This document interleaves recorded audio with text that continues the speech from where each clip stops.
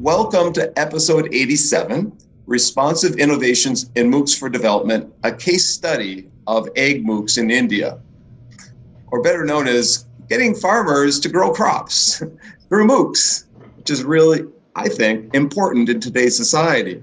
So we have a couple of experts with us today. Balaji from the Commonwealth of Learning, who's the Director of Technology and Knowledge Management, as well as Vice President and probably President by now since last week, but he's pretty much a jack of all trades at the Commonwealth of Learning. If ever they need someone, they just put him in that, they slot him in there. And TV Prabhakar, he's from the IIT of Kanpur, where he got his PhD at, and he's in India, where he's been experimenting with MOOCs for a couple of years now in developing some ways to have things be, let's say, getting things out that are sustainable, that are low cost, that are highly effective, and that can touch many people around the world simultaneously. So issues of, that we're going to talk about today, issues of scale, which is a common topic of this show over and over. I think today's show, if nothing else, is an issue of scalability and accessibility on display. And so I think those two themes, and we'll spring off into other themes along the way, but in particular, those two themes are something we'll want to touch on because they've been so important to this show for the first 86 episodes. Here in 87, we're going to hit it hard. So Balaji and TV, would you like to introduce the project itself and tell us a little bit more than what I had to say there? And then we'll spring into some questions for you. And maybe you might have a couple of slides. I don't know if you have a website you want to show along the way. That'd be fine for a couple minutes. So Balaji, you want to take over here? Thank you. I hope everyone is able to hear me. I want to start with thanking you, Kurt, for this opportunity. You've been very, very kind to us by giving us many opportunities in the past. Thank you for giving this opportunity as well. It's not very easy to explain MOOC for development. That's the flavor we would like to give. It's not very easy to explain, but thanks to you and your book, which was published a couple of years back, we were able to explain that to a global audience. Now, the reason why we got into this, in fact, Prabhakar has been in this since 2011, and I joined working with him on collaborating with him in this for almost about 8 or 9 years now. What did we find? You know, the concept of scalability is extremely important in developing countries. At the same time, you know, they do not have access to most of the technologies. For example, even today, if you look at it, in regions such as the South Pacific, it's quite difficult to access platforms which you take for granted, such as Coursera or EDX. They're almost impossible to access. And this is one reason why 10 years earlier, we thought of, and Prabhakar and I thought of coming out with platforms that are both scalable and are highly accessible. And over a period of time, a lot of innovations have been made. And what we would be presenting in the form of conversations and maybe a few discussion points is how we applied this to the area of food production, agriculture, because farmers are remotest, students of farming science are also remote from online learning, even to this day. And therefore, we offered them an opportunity to connect to the world of online learning, scalable learning, both the faculty as well as the teachers. And we found that the response was extremely high. And as you would see later, the completion rates are much higher in AgMOOCs compared to other MOOCs, at least the ones that we offer. So we have some insights to share, and we believe we are contributing to capacity strengthening among both faculty, students, as well as extension personnel, so that they can in turn contribute to improving food security in their own milieu. Thank you. Evie, would you like to jump in here and add to what Balaji had to say? Yeah, thank you, Kurt, once again, for giving us this opportunity. We are very happy to be speaking to such a well-informed and senior and interested audience.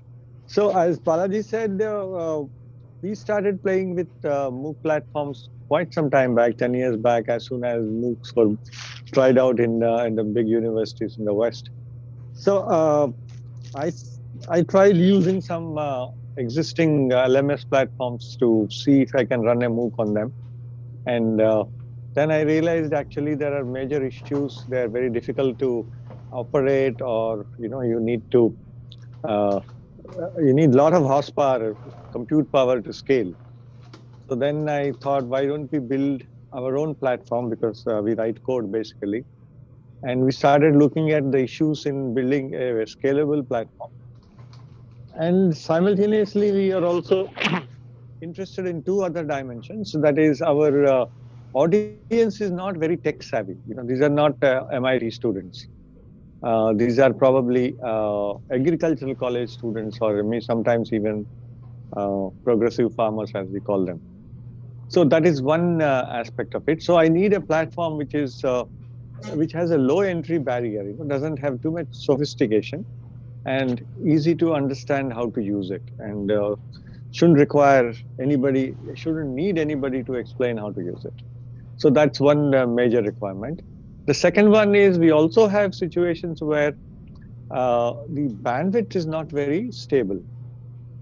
Either the audience don't have enough bandwidth, they have bandwidth, they can't afford it, and again, it is quite not very steady. It keeps fluctuating. So that we need to build this into the platform, design and construction. How do we accommodate such audience into the platform? So we got our platform off the ground around 2014, and MOOCs in agriculture is Balaji's idea. He said this is a space which requires immediate attention. We must do something there. So we worked. Balaji and IIT Kanpur has worked earlier on a project called Agropedia, where we tried to build an agricultural ecosystem to co-create agricultural knowledge and so on. It was not a full success because we were too early for that community, perhaps, but we have actually managed to gather large number of contacts and understanding of how the agricultural domain is working, and so on. And Balaji's idea to think of MOOCs in that space is also, he can correct me, but at least I always thought it is like this. So we have lots of farmer distress in India. They invest a lot of money, and finally they lose money. And there have been some suicides also. And the problem, one of the problems we identified is they're losing out the crop because they don't know how to grow the crop. They need education on farming practices. So that is a space where we can fill in. So we had agricultural background, contacts in the agriculture industry. Balaji has worked in it for a long time. We have some technologies to play with. So that's how the AgMOOCs thing was conceptualized. And of course, we built a technology platform, and right now AgMOOCs has we run about 20 MOOCs there for the last 6-7 years, and it's actually recognized as a brand amongst the agriculture community, especially the student community at least. And people keep asking us, when are you releasing the next MOOC and so on. So Chris has a question for you, but I want to ask a clarifying question before that. And that is, so is this project solely in India, or my understanding is this project extends to Africa and might be in the South Pacific. So what is the reach of the project, and how many people have you reached, and how many MOOCs have you implemented over time? May I come in? There are two aspects to this. One is AgMOOCs per se are anchored by Indian institutions, such as Indian Institute of Technology, which plays the convening role. And a number of institutions from India have tended to offer. But the audience is always global, although a very sizable part of the audience enrollments have come from India. It's open to anyone. As long as you can have access to some limited bandwidth and you can handle English language, it's open to anyone. So we have had sizable participation from Africa as well. For example, Nigeria is a major participant. Kenya is a major participant. These are because these are countries with a very large agricultural population base with a very advanced agricultural education system as well. The other one is we have generalized this to something called MOOCs for development, where developing country universities, especially open universities, can participate and ask us for the MOOC platform, which the design that Prabhakar has made it very easy for us to offer it instantly. So with that, we have been able to let universities from Pacific region, as well as from Sub-Saharan Africa, to offer their own courses. For example, Open University of Nigeria, National Open University of Nigeria, has offered several courses. The University of the South Pacific has offered courses. And even universities such as Malta have offered their courses through this platform. So in other words, what we gained by way of experience using agriculture as the domain, we have been able to generalize it for human development as a whole. So that has enabled faculty with limited training or exposure in regions such as the South Pacific to offer very useful courses. In fact, one course they offered on teacher education, along with Commonwealth of Learning, had something like 1,700 participants, teachers, which represents a very sizable number because the region does not have a very large population, yet they were able to come on board. So that's, in other words, agriculture gave us the fillip and the strength to generalize into human development as a whole. Thank you. We started with agriculture and extended to other disciplines. Interesting. So we'll follow up with that later. Chris has a question, then Punya has a question for you, and we'll go from there. Chris. Well, first, I remember our early episode on the Commonwealth of Learning, and you just do so many wonderful things across the world, so we're very happy to welcome you back. There's really two innovations that we're talking about today. One of them is the platform that enables MOOCs of many different kinds that are customized to the conditions in the Global South. And the other is AgMOOCs. And I want to talk about the first now and the second later. So one of the errors that the EdTech community keeps repeating is to create solutions that are looking for problems. So, the MOOC developers, including edX, said, we know how to do distance learning, which wasn't actually true, and created things that they said people all over the world are going to be able to learn from. But they weren't designed for people all over the world. They were designed for people in global north countries. And so, not surprisingly, they failed. They failed on the type of teaching that they used, and they also failed even on the basics of the platform. And I would put one laptop per child into the same category. Another elite university developed failure because it was a solution looking for a problem. It's kind of EdTech 101 to say, if you're going to use a technology with a group, you start with the group, you don't start with the technology. And you say, what do you need? What infrastructure do you have? The choice and development of the technology really come last. So I applaud the fact that you've done a better job than Harvard and MIT and Stanford and the other elite universities at actually developing something useful as a platform. Now, my question is, MOOCs do have problems in terms of the instructional approach, in my opinion. It's teaching by telling and learning by listening, typically, in conventional MOOCs at least. So, do you have ways of using your platform to innovate the teaching? Or do you need to pretty much stick to the kinds of topics and outcomes that you can get with teaching by telling and learning by listening?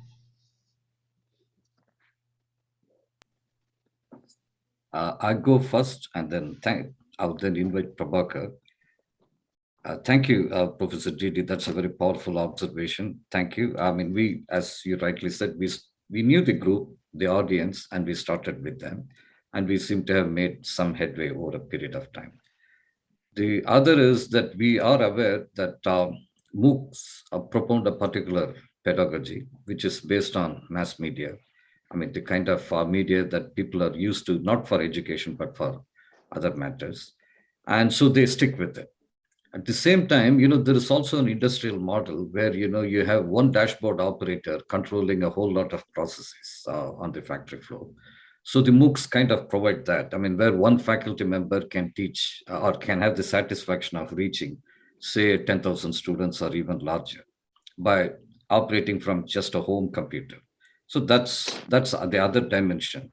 Now, we find that both these models don't work in developing countries, where there is still a demand for mentoring. So what we were able to do was supplement, wherever possible, a mentoring process along with the delivery process. In other words, even in earlier times, when Prabhakar was directly running some courses on ICT in agriculture, we organized a series of equivalent of radio shows, talk shows. This is a time when YouTube on air was still available. And so a lot of people could send their questions in advance. We pulled them together, and Prabhakar, with a team of his colleagues, sat around the table and answered all of them. And it was also live. I mean, you could still ask, you could participate in live chat. Now, we have followed that approach all through in regions such as Sub-Saharan Africa and various courses. Nearly every course in South Pacific and Pacific region that we offer does have mentoring built in. Now, we are focusing on how to improve mentoring, although this is not a technology-based activity. And we do find that if we get the opportunity later, we'll mention there's something called a Mobi MOOC version that Prabhakar and team have developed. We can use that to make mentoring even more effective than we are able to do now. That's one reason why our completion rates, I must say, even in regions with limited connectivity, with limited exposure to the online paradigm, are quite high. I'll stop here. Thank you. Yeah, thank you, Balaji. So I want to mention 2 points which are actually very simple but seems to help.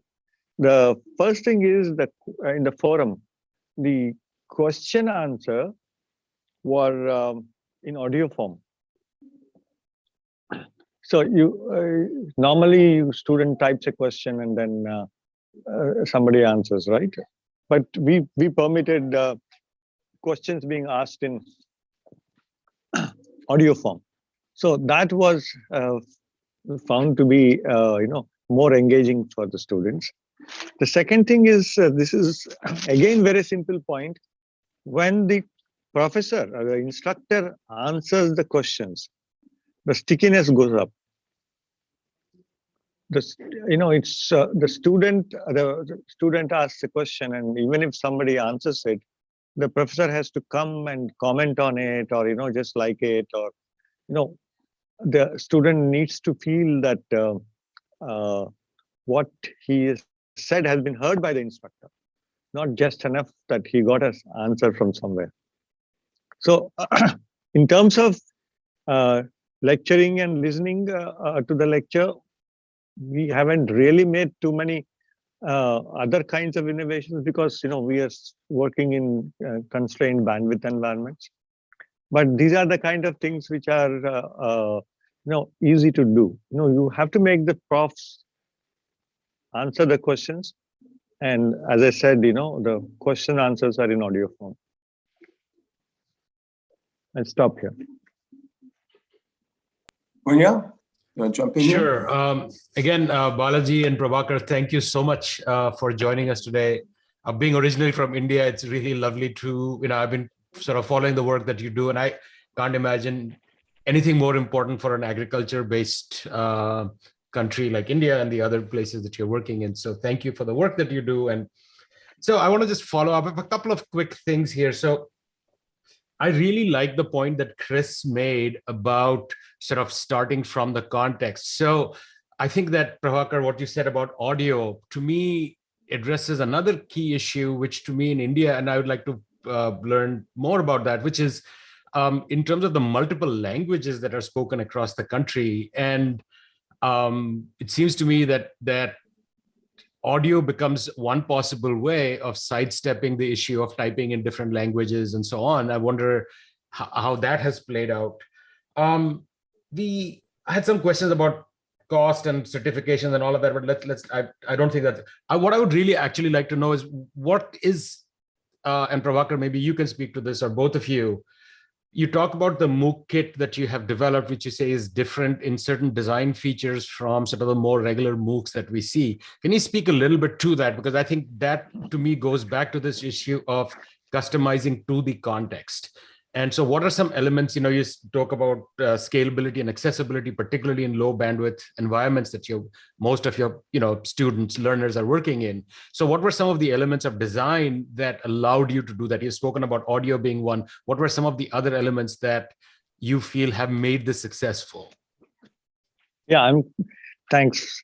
I'm glad you asked this question. So let's say I'm listening to a video, I'm a student, and my bandwidth drops. The system stops playing the video and switches to a sequence of slides, PDF slides, and streams only the audio. It's no longer streaming the video. And a different stage is it can play only the audio, or I only see the slides. So, for example, so these are all different bandwidth requirements, and we have an automatic way of moving from one state to another. Interesting. Right. So that is one aspect. In terms of this is from a student point of view. In terms of scalability, actually, we actually went into the architecture of a MOOC management system. The platform is, I call it a MOOC management system. If you see, scalability is needed only for the student community, not for the faculty community. There are only maybe two or three instructors, and if you add the teaching assistant, maybe 10 of them. But there are thousands of students. So we built it in such a way that the student interfaces run with a different technology stack and scale easily. And the faculty interfaces are built in such a way that they're easy to modify. So to get into more specifics, the faculty, the whole content is sitting on a content management system called Drupal. The faculty interface works on Drupal forms. For scaling the student part, we have a Node.js server, and we make use of lots of power that is there in the clients. So the Node.js pulls the data from the Drupal. Drupal is used as a headless Drupal, as we call it. And Node.js scales much better. So given this, on a laptop-sized machine, we can easily run several thousand students. So we get scalability in that fashion. Okay. Balaji, do you want to add something? Sorry, go ahead. Go ahead, Prabhakar. Yeah, I'm done. Yes. Okay. Let's. Thank you, Dr. Mishra. One is, as Prabhakar quite rightly said, the solutions were readily available. And today, we are in a position to generalize them. I mean, Prabhakar spoke of two technology stacks, Node.js and Drupal. Today, now, you can replace Drupal with another content management system, Node.js with another. So, in fact, that's an experiment we are going to try out in the Pacific, where bandwidth availability is so limited and it's so expensive. And teachers are forced to go online. So that going to be a very exciting area to help them. So in other words, over 10 years, a lot of these innovations have become useful in other regions. About the audio part, yes, India has multiple languages, and not all scripts are available to type easily in a phone or even online in a web browser. So Prabhakar has been working on this for more than 3 decades. As in spite of that, we decided to go for a wholly audio-based system. We called it MOOC, where a farmer simply needs a basic phone, nothing more. I mean, not even a smartphone, not even a feature phone. All it needs to be capable of is to make a phone call. And toll-free numbers are given so farmers can connect to them, listen to clips, audio clips by way of lessons, and can call back, leave questions. I mean, it's a very elaborate system that has been deployed. Now, what we find is that has become a hit everywhere, not just in India. For example, we have deployed it in Uganda very recently. It's a highly scalable system. Many banks which lend to farmers do not want anything other than MOOC now to reach their own farmers. So I'll speak about that at a later time. Thank you. No, thank you so much, because I think, those of us who are living here and many of my colleagues who I work with just do not understand, I think, the sort of the lack of access of technology. Even though I must say, I mean, I grew up, at a time when, and I'm sure Balaji and Prabhakar, you'll remember when, when I was in college, I'd have to go and to make a phone call, would go to this one place and say, and I need to make a long distance call and then come back half an hour later. And so the way countries like India and Bangladesh and Africa have leapfrogged into the cell phone generation, but even there, the penetration, as you said, it's not on these smartphones and so on. And so to me, this is really what is sort of so innovative and amazing about this, is that at one end, where you're sitting at IIT or wherever you are, you have the latest technology, but you are very sensitive to the fact that the people who need to access it do not. And how do you make that accessible? So thank you for sharing that. Can I follow up with one more question, Kurt? Is that okay? Before that, I would like to add two more Sure. interesting things, which I suddenly thought maybe I should speak out. So we have an app we have a MOOCs app, and the motto of the slogan of the MOOCs app is MOOCs works where WhatsApp works. Now, the thing with WhatsApp is it can work on very low bandwidth systems. So the communication WhatsApp has with the server is not HTTP. It uses a messaging protocol whose bandwidth requirements are less. So only when there is a media happening, it switches to HTTP. And there is also caching of content in the app. So the MOOCs app has been built like this. Awesome. So I thought I will flag this. And no, to me, that is what is so interesting, is it's only when you are sort of deeply embedded in that context and understand its constraints and possibilities that the solutions truly can be sticky. So I was just curious about does it cost anything to the learners? How is this thing sort of supported and funded? And is there any kind of a certification process? Do they get some credentials for it, or is it are they just doing it for the sake of learning? I'm just curious about sort of both the finance. There is a system in place around financing and system in place around accreditation or whatever, right? Certification and so on. So how does that play out? Balaji. Yeah, thank you. At this point, Dr. Mishra, this entire thing, the MOOC for development, is an activity where some of the funding comes from the Commonwealth of Learning, along with networking, then features, requests, etc. And the technology work is done by the team at Indian Institute of Technology in Kanpur. And they also contribute in kind quite a bit into that. Now, our aim is to create a model for public service. And therefore, the learner is not expected to pay anything at all other than for the cost of connecting to the MOOC. That's the only cost the learner needs to meet. The faculty do not have to pay to participate. In fact, they are often given small honoraria, really small honoraria by the Commonwealth of Learning. And the cost is, even for us in Commonwealth of Learning, is relatively low because of the way the technology is designed, because Angular, the Node.js technology does not really cost a lot at the server level, like we rent central servers from AWS. Our costs are, again, quite minimal in running all these things. We have not yet reached the stage of offering credentials, because the credentialing really comes from Indian Institute of Technology, which has very strict procedures on credentialing. And you know that probably you came from a compatible system, so you know how difficult these things are to manage. So we still issue paper certificates by way of PDF. But these are being valued because I've seen them being cited in CVs of students, being cited in CVs of even faculty that I participated in this course. I received this competency certificate, etc. So there is a value there, but we have not yet reached a stage to convert it into a long-term credential, which can be recognized by national bodies yet.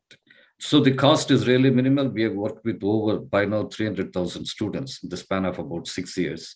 And the cost to Commonwealth of Learning has been fairly low, and cost to Indian Institute of Technology has been fairly low. So no learner has complained that they were paying excessive for the battery. Thank you. That's awesome. Thank you very much. So, Prabhakar, if you want to add I need to add a little more to this costing business. So the Government of India, Ministry of Human Resources Development, has actually funded a teaching learning center at several institutes in India. And IIT Kanpur is one of them. And part of the development cost has been borne, and the software development cost has been borne by them. So we use MOOCs for offering outreach programs from IIT Kanpur. In fact, in the pandemic, IIT Kanpur uses MOOCs for all its courses. Okay. No, we don't use Google Classroom. We use MOOCs. Probably amongst the few institutes in the world who use their own software for delivering courses. But I'm getting excited, so let me tell you a little more about this scalability business. So we have another very interesting innovation, so if you take a MOOC platform, there is a lot of static content, like videos don't change. What changes rapidly is number one, the forums, and number two, analytics.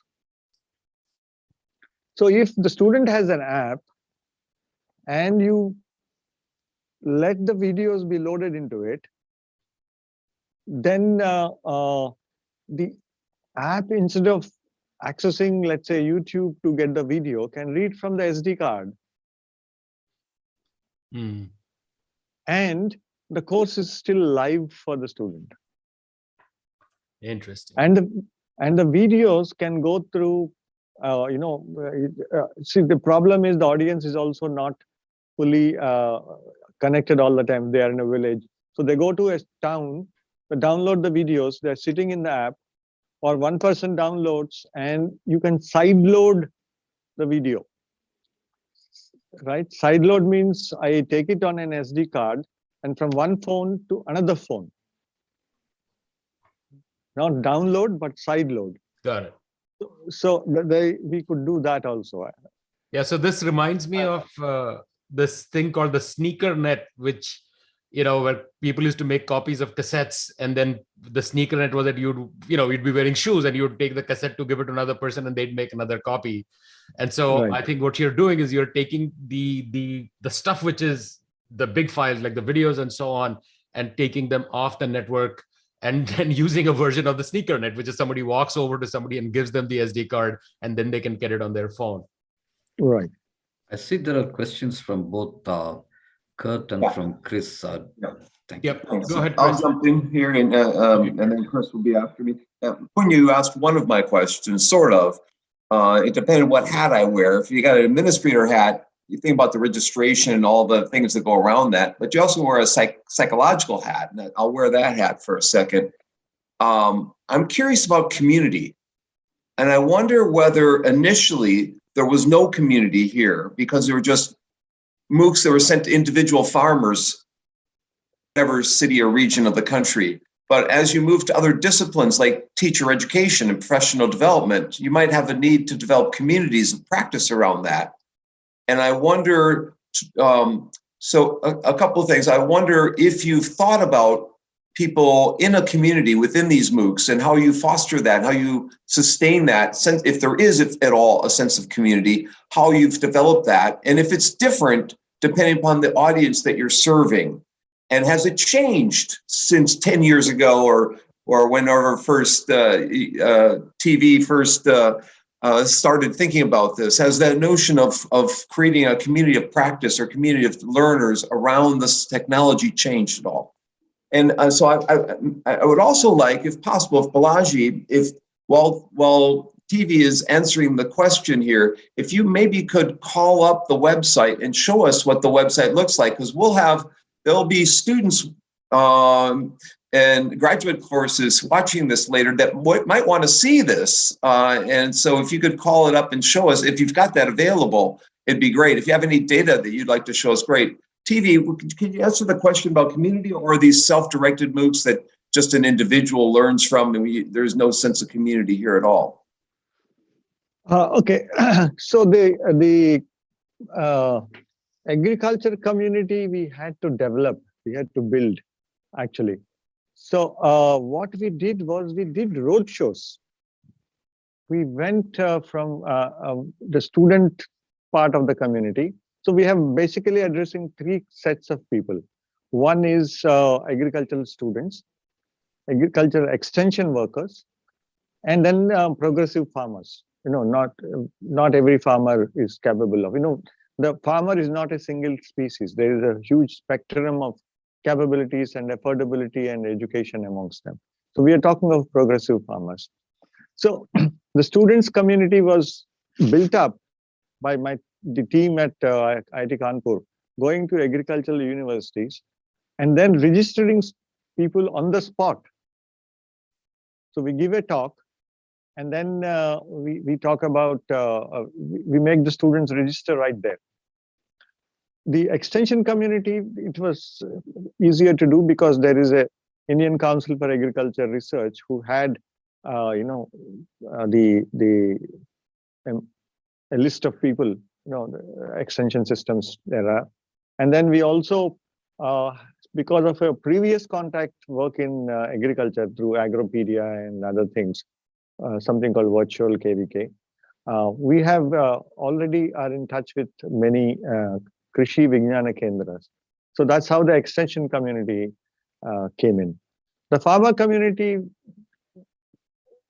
we have what are called, these are fairs. An agriculture fair is where, there is an exhibition typically centered in a university. And then there are stalls talking about new implements and new fertilizers and such stuff.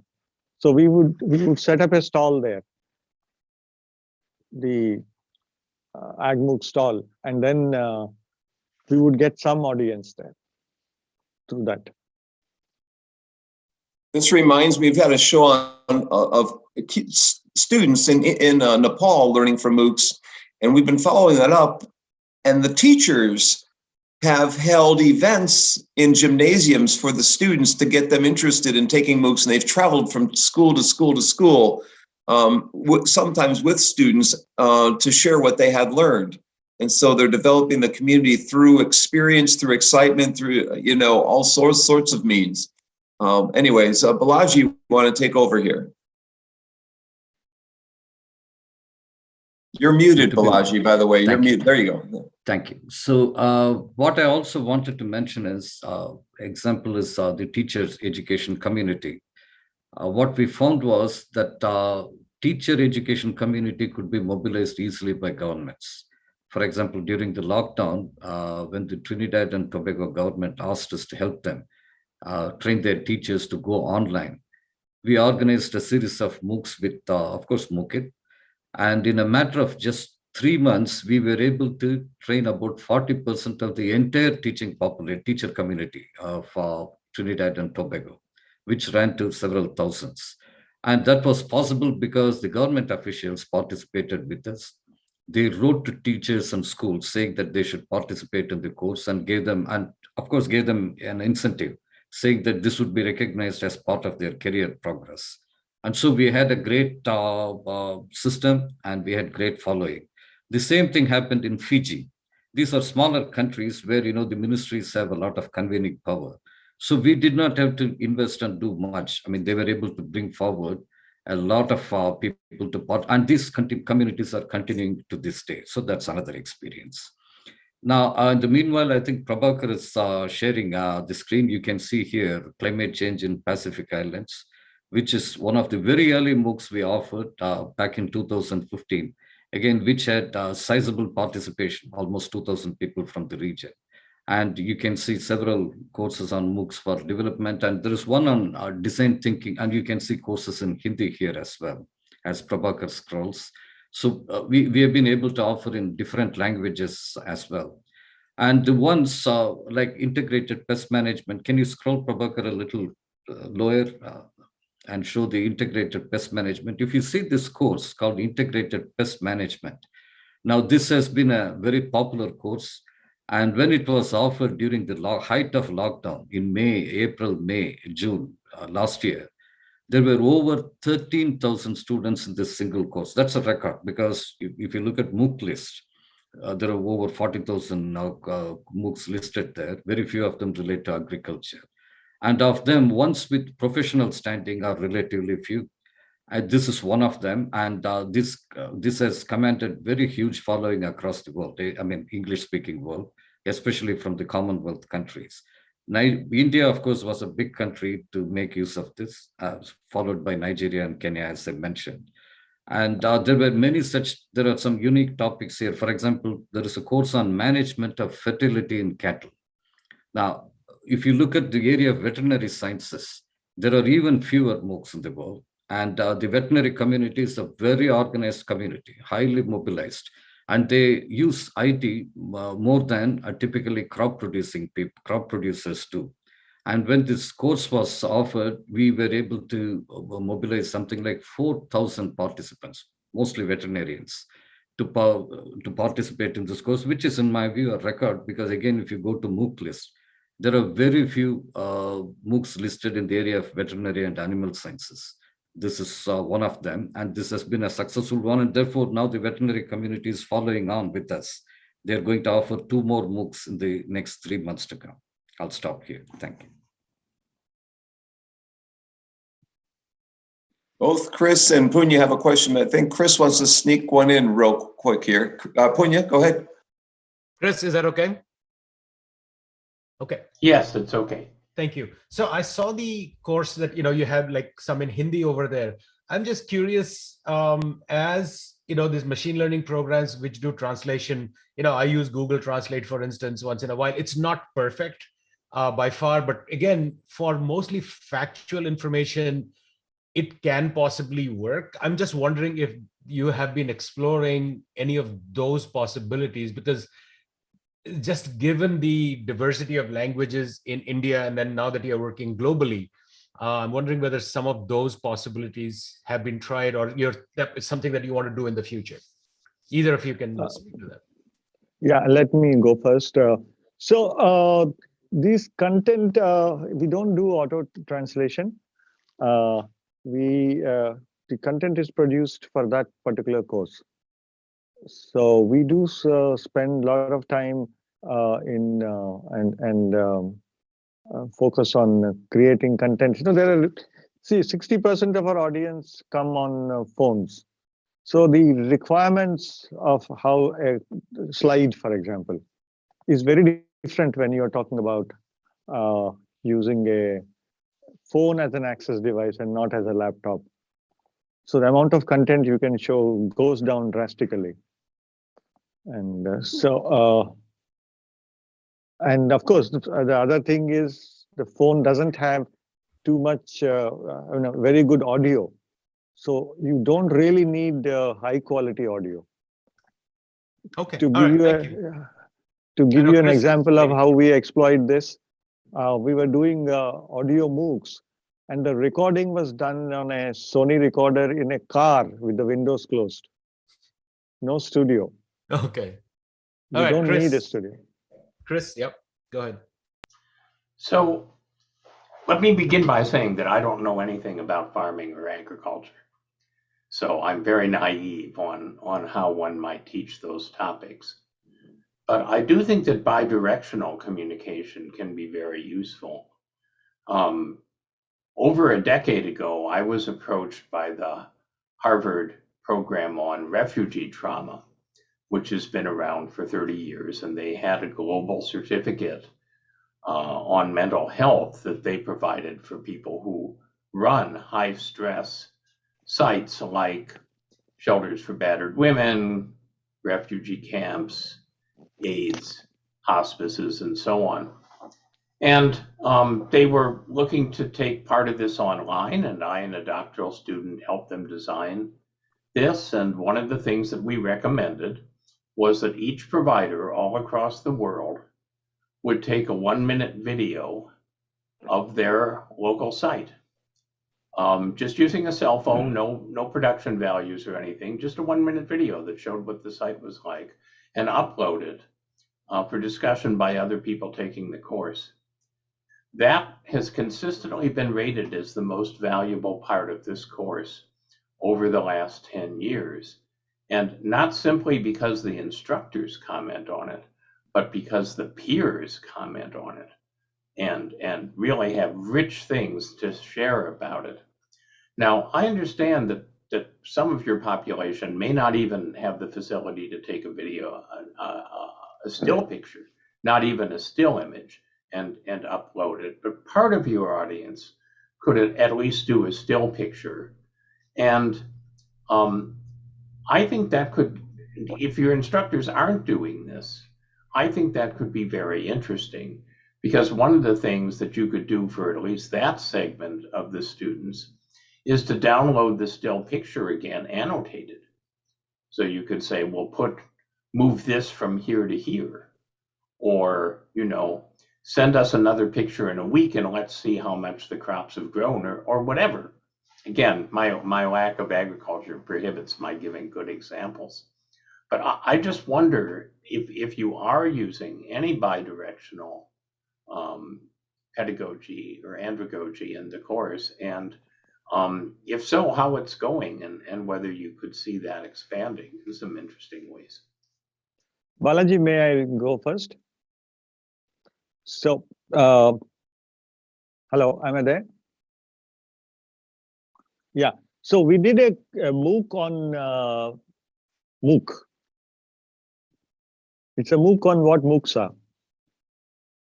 And one of the exercises was to create a lecture, a video. So there was huge interest amongst the audience, because now they are going to record a lecture, and then they upload the video and everybody comments on it. What is wrong with that video, with that lecture? Is the instructor looking at the camera or not, for example? Is there too much content? Is the delivery fast enough or too slow? The students were made to comment on the video. And I think we had about more than 100 videos uploaded. So it was an example of what the kind of thing you were talking about. Over. Thank you, Professor TD. That's a very, very important consideration as well. And just as Prabhakar mentioned with another aspect of MOOC, in the last 2 years, especially since the lockdown, we have had very good experience in working with teacher educators who do believe in bidirectional communication. In fact, they insist on it. That's why the mentoring processes have been very strong in teacher education compared even to our work in AgMOOCs. And both in fact, we ran 3 cohorts of, how to use OER in teaching in the Pacific, because, people were struggling to find quality materials in the lockdown. And in the process, a lot of OER did get created because the participating teachers, within the limited means available, were still able to produce materials that they freely shared through the platform itself. They did not have to go to look for another repository to share it. They shared it, they were commented on, some of them were critically commented on, and they moved around. And then the instructor, Dr. Tony Mays, included them as part of the assignment as well, to give them a further initiative on creating and sharing. So we have been encouraging this. What it requires is high level of participation of mentors. So we have to recruit and make available mentors who are around to encourage and facilitate this process. Then it goes on really smoothly. Thank you. Funny, I had written on here, ask them about MOOC on MOOC. That's, because I've been reading about it. I participated in some ways on it. I think I had one of the modules or was involved in. Now Sanjaya has me and my colleague Elaine Coe creating a course motivating students on MOOCs using my tech variety model. So I'm in the midst of this, in the throes of this, and I know there's a process, an approval process, and you have an instructional design team there. And again, people here watching might say, hey, I want to work for the Commonwealth of Learning. Can you give us a 1-minute kind of overview? Because there are people who will watch this show who want to know more about what the Commonwealth of Learning is and might want to get involved, whether it's reading your research reports that are available online, or whether it's I know several people have gotten jobs working for you. So can you give us a little bit of background on that, Balaji? Thank you, Kurt, for this opportunity again. The Commonwealth of Learning is actually an intergovernmental organization. Also, it tends to function like a not-for-profit. We are owned by the Commonwealth governments. We were created by the heads of government of Commonwealth countries back in 1987. They met here in Vancouver. And then the Canadian government generously came forward to offer to host their idea of an organization that would promote access to quality learning at all levels. So that's how Commonwealth of Learning was born. And because of generosity of the government and people of Canada, we are housed here as in the equivalent of a United Nations organization. We are particularly grateful to the province of British Columbia, which gives us all the immunities and privileges to come and work here. So our focus continues to be exclusively on increasing access, not just access, increasing access to quality learning at all levels. So we work secondary school as well as at the tertiary levels. And of course, we have a flair for working in the higher education as a whole. So we are a very small organization, and we believe in technology enabled to the extent that the last mile is always addressed first, if I can call it a last mile, whether in terms of content, whether in terms of access, they should be addressed first. So we come up from there. So refugee support, education support has been an integral part of Commonwealth of Learning since almost the beginning. We continue to have those programs. We work very closely with the UN High Commissioner for Refugees. World, and here it's not confined to Commonwealth. In all other programs, we work with member countries exclusively. And gender is now a very integral concern, because we know that when we do deliver learning through new means, it's quite likely that people who have limited access to devices may be disproportionately disadvantaged further, because, for example, women or persons with disabilities have less access to devices such as smartphones or mobile phones compared to others, and therefore we have to work proactively to involve them. And that's one reason why offline processes such as mentoring through mobile phones, etc., are strongly encouraged and are integrated in many of these processes. So thank you for asking. And we do have an opportunity to introduce the Commonwealth of Learning even more. We have the Pan-Commonwealth Forum coming up in Calgary in September 2022.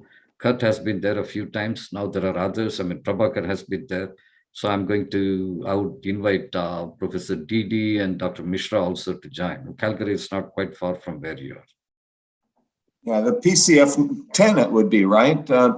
Pan Pacific Conference with open universities. Right. This is open to all universities, all people, all organizations, although it is Pan-Commonwealth Forum.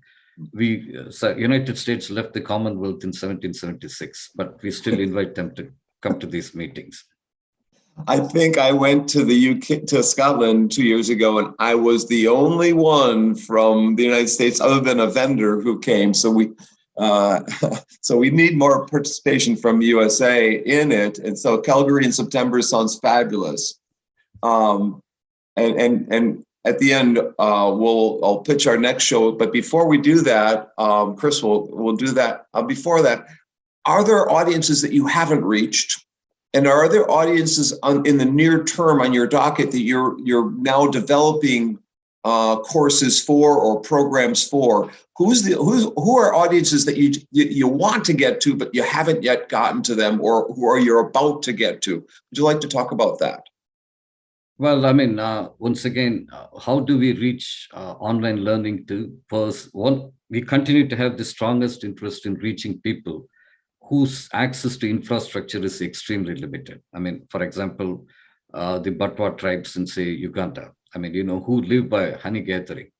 They really don't have, and they have a lot of needs because their whole ecosystem is changing and they need to cope quickly with those changes. So they do need a kind of learning that we are able to provide, many of our partners are able to provide. And similarly with people in many other Commonwealth countries. And the other area of significant interest, especially because the lockdown has shown how it disproportionately puts a burden on people with limited connectivity. We are looking at the gender divide, we are looking at persons with disabilities. These remain our priority, these have become our priority concerns, especially PWD. We have been, as I said, refugee education and support has been our priority concern since the beginning. It continues to be so. So we continue to focus on the last mile and people and communities living at the last mile completely. And one of our emerging interests is credentialing, because the ministers held a meeting in Fiji, and the informal discussion was that, look, the credentialing power is with the education ministries, but the skill development is with other ministries. Now, the skill development is not, unless it is credentialed and recognized at the same level as education ministry, what education ministry typically offers, there's not going to be a lot of progress. So how do we do that? They've been asking this question. So we would like to ask you and the audience, how do we solve this question? How do we build credentials that have the kind of legitimacy that what Ministry of Education can offer? Thank you. We have about 30 seconds left here before Chris jumps in. TD, would you like to have just say? I can address what was just asked. Okay, go ahead. There's a group called Credly, CREDLY. One of my former students and now colleague in teaching works for Credly. They have a very nice model of how to prepare defensible credentials, and I would take a look at them. Thanks, Chris. Dr. TVP, would you like to say a final word or two? First of all, thank you for giving us this opportunity. As a technologist, I'm looking at AI and education, and it's not clear to me what is the problem we are trying to solve. What is the nail we will hit with this hammer? So there are lots of ideas like what you can do if you have a smart assistant sitting on the server. But I think we have not managed to identify what is possible or what is needed. Let me put it that way. So that is, I think all of us should look at it. We have the capabilities, but we don't know the problem to solve. Thank you for that. Chris will take us away for the next show. Thank you both for coming in today. It's been wonderful having you here. Chris.